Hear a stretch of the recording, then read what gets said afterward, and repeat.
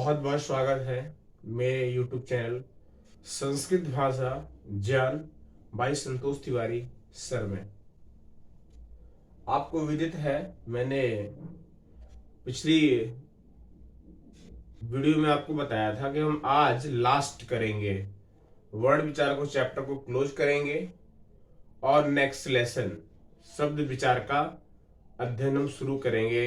उसमें आपको बतलाएंगे कि शब्द की विशेषताएं कैसे होती हैं, वर्णों और मात्राओं से कैसे शब्द का निर्माण किया जाता है। इसकी विस्तृत चर्चाएं जो हैं की जाएंगी आपको, और समझाया जाएगा कि कैसे हमने वर्णों और मात्राओं का उपयोग करके शब्दों को पहले तो सरल तरीके से बनाया, सिर्फ वर्णों को जोड़ करके ही शब्द निर्माण किया। फिर जब हमें आवश्यकता पड़ी तो हमने मात्राओं का निर्माण किया, और उन मात्राओं का निर्माण करके देवनागरी लिपि को, हिंदी की जो लिपि है, संस्कृत की जो लिपि है, नेपाली की जो लिपि देवनागरी है, उसको हमने समृद्धशाली बनाने का कार्य किया। और यह कार्य बहुत ही सुखद रहा, जिसका अध्ययन आज हम अनवरत अनेक प्रकार के ग्रंथों में, चाहे वो हमारे संस्कृत के पौराणिक ग्रंथ हैं, ऋग्वेद से लेकर के सारे संस्कृत ग्रंथ, चाहे हम हिंदी के जितने भी ग्रंथों को पढ़ते हैं, सब का सब देवनागरी लिपि का ही किया धरा है। उसी के जो है संरचनाकारों ने, व्याकरणविदों ने, संस्कृत के महान ऋषियों के द्वारा, विशेष रूप से महर्षि पाणिनि के द्वारा यह वर्ण विचार का शोधन, मात्राओं का शोधन किया गया। और महाराज पाणिनि के सहयोगी ऋषियों ने भी इस देवनागरी लिपि को, क्योंकि देववाणी थी, पहली बात देवनागरी के नाम के पीछे भी एक लक्ष्य है। देखिए, यह देव की भाषा संस्कृति, ये आम जनमानस की भाषा थी ही नहीं, ये सिर्फ और सिर्फ देवताओं द्वारा बोली जाती थी संस्कृत भाषा हमारी, इसीलिए देव शब्द लगाया गया। क्या क्या लगाया गया? देव लगाया गया, और नागरी शब्द का प्रयोग किया गया, अर्थात नगर में निवास करने वाले निवासी, साधारण शब्द में बोले तो जो देवों के नगर में निवास करने वाले निवासी होते थे, उनको साधारण भाषा में हम देव नगरवासी कहते थे। तो हमको, आपको क्या, यह जो भूमि हमारी है देव भूमि है। क्यों है? क्योंकि यहाँ पे संस्कृत, यहाँ पे प्रभु मर्यादा पुरुषोत्तम राम ने जन्म लिया, भगवान के रूप में, भगवान थे फिर भी नर नारायण के रूप में अवतरित हुए। त्रेता की बात है, त्रेता युग की बात। आप द्वापर में आइए, द्वापर में आप देखेंगे तो भगवान कृष्ण का अवतरण, अलौकिक दर्शन, इतना विशद ग्रंथ महाभारत 18 पर्वों का लिखा गया, जिसका आप स्वाध्याय अध्ययन करते हैं। रामचरितमानस तुलसीदास जी बाबा द्वारा अवधी भाषा में लिखा गया, कितना सुंदर मनोरम है, जो जगह जगह गाया जाता है।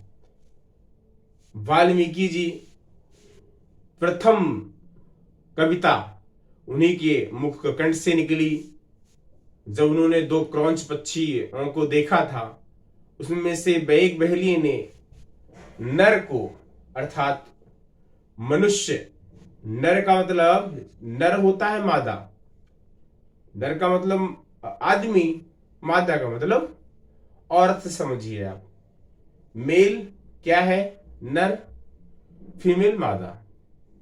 तो मेल को मार दिया था बहेलिये ने, तो उनके मुख से पहला श्लोक निकला संस्कृत का, क्योंकि पहले महर्षि संस्कृत में ही बोला करते थे। उन्होंने कहा, मानिषात प्रतिष्ठाम त्वं गमः शाश्वती समाः यत कौंत्रवच्छी मिथुनात् एकम वधि काम मोहितम। उन्होंने कहा, जब काम के आतुर 2 व्यक्तियों के मध्य में जो प्रेम प्रसंग, अलौकिक आनंद भूति, क्योंकि 4 पुरुषार्थ होते हैं, धर्म, अर्थ, काम और मोक्ष।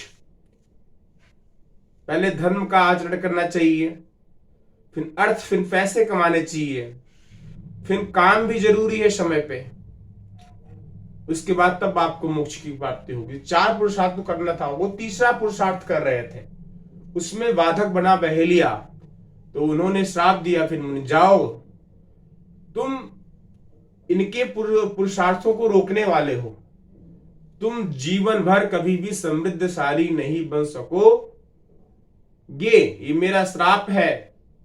फिर बहेलिये ने बहुत विनती की, उन्होंने कहा ठीक है, कोई बात नहीं है निषाद राज। बहेलिया लगभग निषाद की प्रजाति में ही आते हैं। उन्होंने कहा जब हमारे प्रभु राम आएंगे, आपसे मिलेंगे और आपके कष्टों को दूर करेंगे, तो आप निश्चित रूप से फिर धीरे धीरे आपका उद्धार होना शुरू हो जाएगा।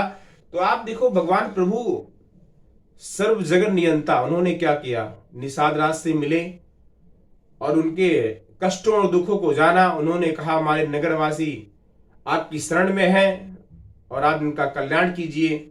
तो उन्होंने फिर कहा कि जाइए, अब आपका उत्तरोत्तर धीरे धीरे विकास होता जाएगा। आज देखिए, निषाद समाज भी अब समृद्धशाली बनने लगा है। अब वो ऋषि जी का प्रभाव थोड़ा कम होने लगा है, जो उन्होंने श्राप दिया था। तो ऋषिगण बड़े दयालु होते हैं और वह अपने श्राप से मुक्ति का मार्ग भी बतलाते हैं। सिर्फ हमें उनकी शरण में जाना चाहिए। गुरु की शरण में रहेंगे, आपको सच्चा रास्ता दिखाता है और अपने कर्तव्य का आपको बोध भी करवाता है। तो चलिए, ये तो कुछ ज्ञान की परमार्थ की बातें। अब आप आज इसका समापन करते हैं वर्ण विचार का। बहुत हर्षित हूं मैं, प्रसन्नचित आप लोगों से कि आप लोगों का जो है रिस्पांस बहुत अच्छा आ रहा है। इतना अच्छा है कि मैं उसको शब्दों में बयां कितना भी करना चाहूं तो व्यक्त नहीं कर सकता हूं अपने हृदय के उद्गार को। तो आइए हम देखते हैं कि व्यंजन जो होते हैं उनमें प्रकारों में जो प्रक्षेप की दृष्टि से व्यंजन के भेद हैं। वायु प्रक्षेप की दृष्टि से, वायु का मतलब जो कंठ से, यहां से वायु निकलती है, कभी कंठ से ज्यादा वायु निकलती है, कभी कम निकलती है।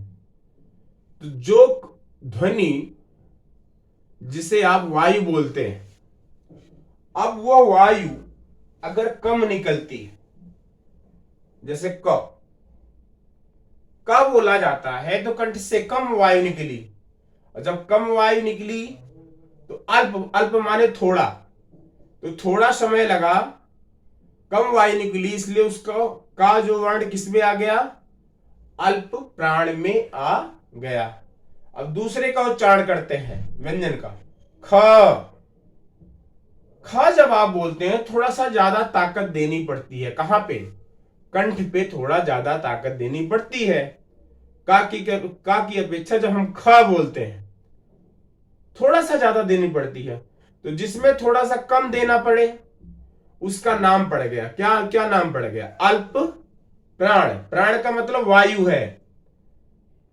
तो जिस वायु में कम समय देना पड़े, कम ही कंठ से वायु निकले, उसको अल्प प्राण बोलेंगे। और जो कंठ से ज्यादा वायु ले, ज्यादा ताकत ले, ज्यादा मेहनत ले, ज्यादा श्रम ले बोलने में, उसको महाप्राण बोले। महा का मतलब बड़ा, प्राण का मतलब वायु। जो ज्यादा वायु जिस कंठ से ज्यादा निकले, थोड़ा सा ताकत पड़े, उसको क्या मानेंगे आप, उसको महाप्राण मानेंगे। जिसमें कम लगेगा उसमें उसको अल्पप्राण आएंगे। अब आप नोट्स की बारी आती, आप पेन उठाइए और नोट्स बनाना शुरू करिए, तो चीजें और क्लियर हो जाएंगी। अभी मैंने नोट्स भी बनाए हैं, इसके करवाता हूं, फटाफट आप नोट करिए। अब आप देखेंगे लिखा है वैयाकरण भाग 14, वायु प्रक्षेप की दृष्टि से व्यंजन के भेद। व्यंजन के भेद कितने होते हैं, 2 बताए गए, अल्प प्राण और महाप्राण। अल्प का अर्थ होता है मैंने थोड़ा, कंठ से बोलने में जिसमें थोड़ा सा ही प्रयोग करना पड़ता है। इसकी विशेषता क्या है? पहली विशेषता बताएगी प्रत्येक वर्ग का पहला, पहले में जैसे क, कौन आएगा पहला? क। तीसरा, ख दूसरा हो गया, ग तीसरा, तो क और ग, और पांचवा ग, ख, ग, घ और या। अब इनमें आपको बताया गया 5 हर वर्ग में वर्ण है, 5 ही तो है, क, ख, ग, घ, अंगा। अब इन 5 में 3 क्या होते हैं? अल्प प्राण होते हैं। कौन कौन से? पहला होता है, तीसरा होता है और पांचवा होता है। यही तो होता है। चलिए मैं लिख करके थोड़ा सा बता देता हूं और क्लियर आपको हो जाता है, जिससे दिक्कत ना हो कभी भी। अब देखिए मैं यहां पे लिखता, मैंने लिख दिया क, ख, ग, घ, अंगा। ये पहला नंबर, दूसरा, तीसरा, चौथा, पांचवा, 5 हो गए। इतना आ रहा समझ में? अब और मैं क्लियर कर देता हूं। इसमें पहले विशेषता क्या लिखी? प्रत्येक वर्ण का पहला, तो पहला इसमें कौन सा है? इस पर टिक करो, ये पहला। तीसरा, तीसरे को भी जोड़ो इसी में, हो गया भाई। अगला, और पांचवा, पांचवा ये रहा।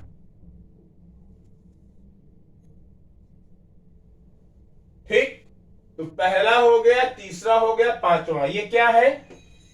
वर्ण अल्प प्राण होता है, मतलब पहला होता है, तीसरा होता है और पांचवा, ये क्या होते हैं? अल्प प्राण होते हैं। इन तीनों को हम क्या मानेंगे? इस गा को भी,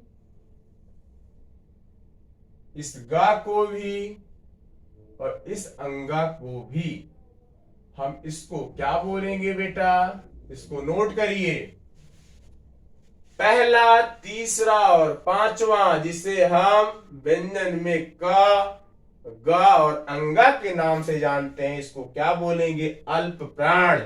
क्यों बोलेंगे? क्योंकि इन तीनों वर्णों के उच्चारण में बोलते समय कम कंठ से आवाज बोलते समय कम श्रम करना पड़ रहा है, ताकत कम देनी पड़ रही है। जैसे क से बोलेंगे क, ग अंगा, क, ग अंगा, तीनों को बोलने में कम ताकत देनी पड़ रही, इसलिए इसे क्या बोलेंगे? अल्प प्राण। तो लिखिएंगे इसको अल्प प्राण, लिख लीजिए, नोट बनाइए, बहुत इंपॉर्टेंट है ये, कभी भूलेंगे नहीं, गारंटी है। अब ये अल्प प्राण हो गया। कौन कौन सा हुआ? लिख लीजिए, का हो गया, गा हो गया और अंगा। समझ में आ गया इतना? अब महाप्राण की बात कर लेते हैं। महाप्राण की पहली विशेषता लिखी गई, प्रत्येक वर्ण का दूसरा और चौथा वर्ण महाप्राण होता है। दूसरा और चौथा क्यों होता है? क्योंकि अल्प प्राण की अपेक्षा इसमें ज्यादा समय लगता है बोलते समय। इसे बोल के देखते हैं, कौन कौन से दूसरे और चौथे हैं, पहले इसको डिस्कस करते हैं। तो 2 नंबर पे क्या आ रहा है? 2 नंबर पे क्या आ रहा है बेटा? ख आ रहा है। क्या आ रहा है? ख। चलिए, ख आ गया। चौथे नंबर पे क्या आ रहा है? ये आ गए। तो ख और घ आए, इनको क्या बोलते हैं? जो दूसरे और चौथे नंबर पे आएगा उसको क्या बोलेंगे हम? महाप्राण बोलेंगे। और जो पहले, तीसरे और पांचवें पे आएगा उसको क्या बोलेंगे? अल्प प्राण बोलेंगे। देखो यहां पे मैंने बता दिया है इसको। तो जो दूसरे पे आ रहा है और चौथे पे आ रहा है उसको महाप्राण बोलेंगे। तो इसको यहां से और ले आते हैं, एक तीर निकालते हैं यहां से। हाँ, तो यहां पे ख और घ। अब इसका पहले उच्चारण कर लेते हैं। क, ख। जैसे मैंने ख कहा, थोड़ा सा क्या वायु कंठ से ज्यादा निकली तो महाप्राण हो गया ना, यही तो है महाप्राण। अल्प का मतलब थोड़ा, महा का मतलब ज्यादा, दोनों में यही अंतर है। उच्चारण का मतलब बोलने में ही अंतर होता है, और क्या होता है अंतर? क कम समय लगा, ख ज्यादा लग गया, ग फिर कम लगा, घ ज्यादा लग गया, इसीलिए अंतर हो गया। दो वर्ण अल्प बन गए, दो वर्ण महाप्राण बन गए, और अंग अल्प प्राण बन गया। अब शायद आपको समझ में आ रहा होगा, नहीं अगर आ जाए आएगा तो कमेंट कर देना, मैं दोबारा से समझाऊंगा। देखिए, तो ख और घ, दूसरा और चौथा क्या आ गया, इसका क्या नाम हो गया? जो दूसरे और चौथे स्थान पे आएगा उसको हम महाप्राण बोलेंगे। लिख लो बेटा, नोट बनाओ, महाप्राण। ये महाप्राण। महाप्राण में कौन कौन से आ गए? ख और घ। ये हो गया, दूसरा और चौथे की शर्त पूरी हो गई। और अगली अगली अगली क्या क्या बातें हैं इसको भी हम देख लेते हैं। और सारे वर्ण है, हमारा ऊष्म व्यंजन है, अंतस्थ व्यंजन है, वो कहां पे गया, इसकी भी तो चर्चा करनी पड़ेगी हमें। वो भाई वो अल्प प्राण है कि महाप्राण है, तो उसका नोट्स अगला पॉइंट नोट करिएगा, बहुत इंपॉर्टेंट है। अगला पॉइंट लिखा गया, जिसके उच्चारण में श्वास पुरव माने होता है कंठ से अल्प मात्रा में निकले। कंठ से अल्प मात्रा का मतलब थोड़ी मात्रा में निकलता है, या किसकी विशेषता है? अल्प प्राण की, जो तो अभी तक मैं आपको बार बार बतलाता हूं, वही चीज लिखा गया है। जिसमें हकार शामिल नहीं है, मतलब हा वर्ण इसमें शामिल नहीं। किसमें शामिल नहीं है? अल्प प्राण में शामिल नहीं है। मतलब हा अगर वर्ण कोई पूछता है बताओ भैया अल्प प्राण है कि महाप्राण है, तो क्या बोलेंगे? तुरंत का तुरंत कह देंगे भैया जो हकरवा होता है, ये क्या होता है? ये हकरवा जो होता है अल्प प्राण में शामिल बिल्कुल नहीं होता है। क्यों नहीं होता है? क्योंकि जो हकरवा होता है ये ऊष्म व्यंजन में आता है। तुरंत उनको उत्तर देना। ऊष्म व्यंजन में 4 हमारे वर्ण आते हैं, उनको बताइएगा। ऊष्म व्यंजन वह जिसको बोलने में जीवा घर्षण करती हुई निकलती है, समझा दीजिएगा। सा उनको 3 प्रकार से बताइएगा। पहला सा बताइएगा कि दंत होता है, ये वाला। दूसरा वाला बताइएगा तालव्य होता है। तीसरा बताइएगा मूर्धन्य होता है। चौथा हा बता दीजिएगा, बोल दीजिएगा, समझ जाओ। यह ऊष्म व्यंजन है, और ऊष्म व्यंजन जो होता है हमेशा महाप्राण होता है। क्यों होता है? क्योंकि जब घर्षण से कंठ से ध्वनि वो वायु निकलती है तो प्रेशर ज्यादा पड़ता है।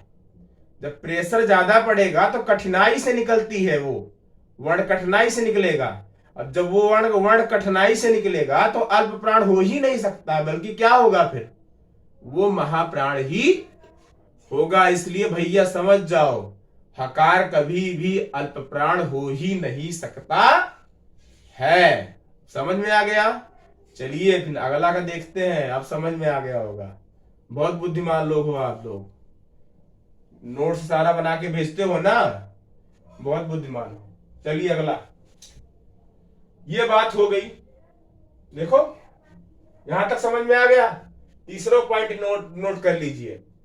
अंतस्थ व्यंजन, अंतस्थ व्यंजन कितने हैं? सब रटा हुआ है, सब बताया गया है। या होता है, रा होता है, ला होता है और वह होता है। इनको बोल के भी देख लीजिए। य, र, ल, व।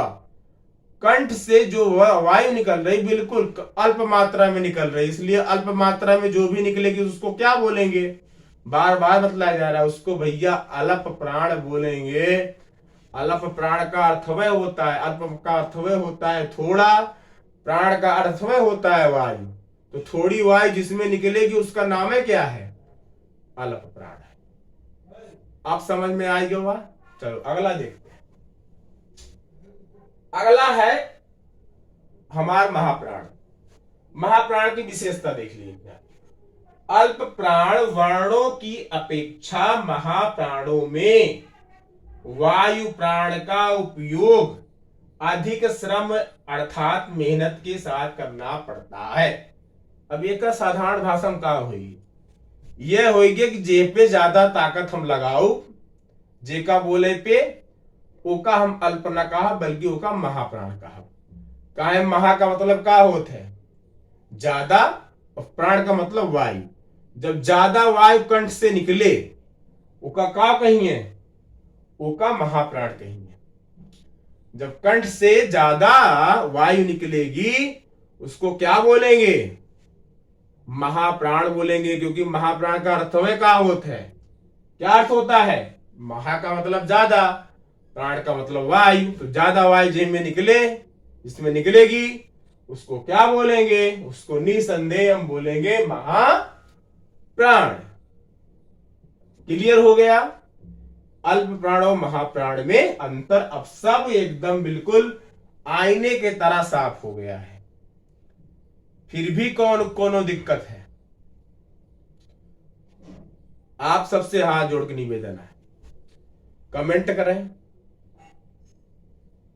फोन करें, मैसेज करें और बताओ एक बार जरूर। सेवा का अवसर जरूर दें हमका। हाथ जोड़ के निवेदन है, देश के ताई जो कार्य करते ही उनके ऊपर विश्वास रखें और अपन राष्ट्र में सहयोग हमका प्रदान जरूर करें। सबसे बताओ कि चैनल पे कैसे पढ़ाई जाता है, कैसे जो बातें समझाई जाता है और कैसे बताया जाता है, कैसे नोट्स बनाया जाता है। 1 रुपया लीन ना जाता है।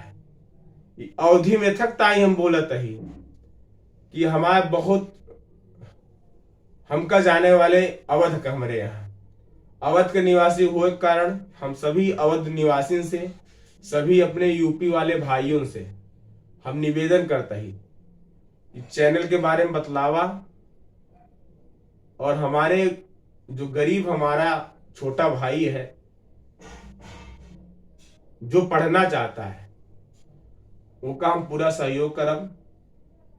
धन से, दौलत से, अपने बुद्धि से जो हमारे भगवान ज्ञान ने है सब आपके चरणों में रहे, लेकिन आपका लड़का पढ़े चाहिए जरूर।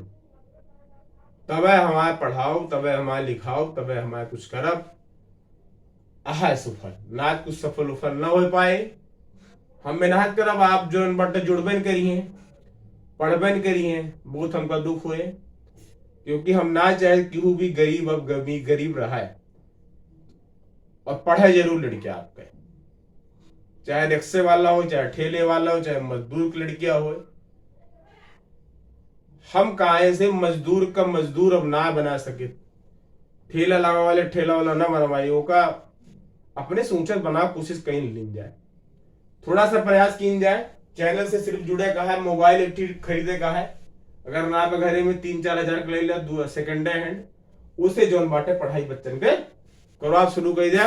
सबसे हाथ जोड़ निवेदन है सब यूपी भाइयों से। दिल्ली वासी के जो हमारे मित्र हैं सबके घर में है, सभी हमारे छात्र दिल्ली में, क्योंकि मैंने 4-5 साल पढ़ाया तो जुड़े हुए हैं।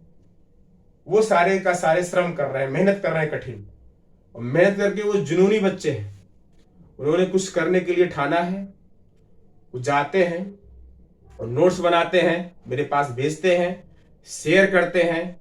कुछ हमारे विदेशी मित्र हैं, वो बहुत इंटरेस्टेड हैं। मलेशिया के हो गए, यूएसए के हो गए, स्पेन के हो गए, इटली के हो गए, ये सारे के सारे लोग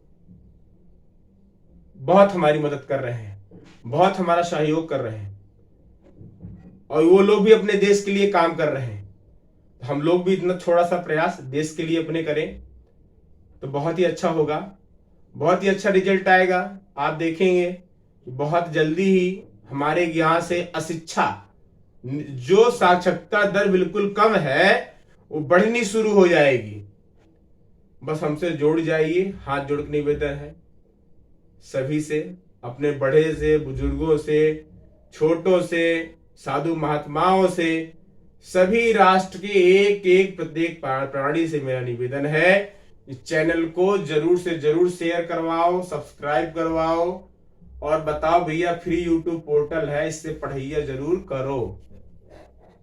बहुत बहुत धन्यवाद, बार बार वंदन है, बार बार अभिनंदन है। सब है, सबका हमका बड़न का आशीर्वाद चाहिए, सबका प्रणाम है, बड़न का छोटन का आशीर्वाद है, और गधारन का बहुत आशीर्वाद है। बहुत बहुत धन्यवाद। एका नोट्स जरूर बनाए लें, और एका नोट्स बनाए के हमारे पास भेजें, तब वो समझ में ना आया है कमेंट करें कि गुरुजी समझ में ना आया है, दोबारा आप बताओ, तिबारा बताओ, 100 बार बताओ, वो कहता ही हम हमेशा हाजिर रही। ठीक है, बहुत बहुत धन्यवाद, बहुत बहुत धन्यवाद। एक नोट्स बनाओ जल्दी से आप।